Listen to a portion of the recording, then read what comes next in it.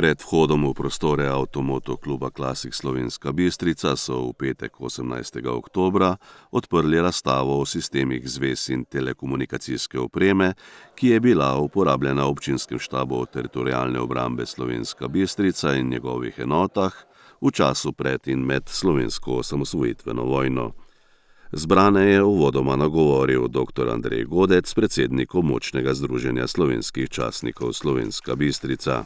Kot nekdanji poveljnik, oziroma namestnik poveljnika in načelnik štaba največje enote, ki je bila na tem področju, to je Pohorski odred Teritorialne obrambe, sem danes pred vami, ker takrat smo se s temi sredstvi, ki so bila pravzaprav takrat za nas edina, lahko sporazumevali s sosednjimi, s poveljstvom in pa seveda enote med sabo. Sekcija vezistov je zadeve zbrala, postavila v ta prostor, da ne bodo iztrgane pozabi in da bodo tudi za javnost in pa seveda za našo mladino na razpolago.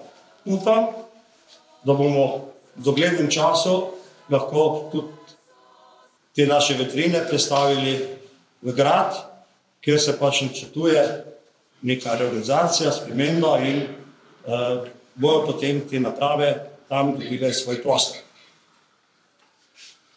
V tistem času, leta 1991, je naš območni štab bil v težkem komunikacijskem problemu, namreč naše skladišče je bilo v kasarni.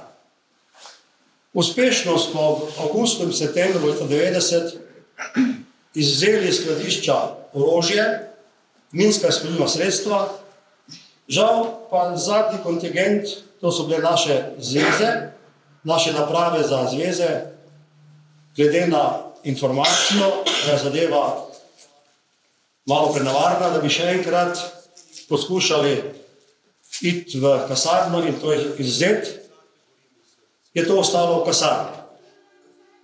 S poveljnikom takratnim, to je bil Marjan Strehar, smo se dogovorila na mojo idejo, da naše zveze, tisto, kar nam je ostalo noter, dopolnimo z sredstvi zvez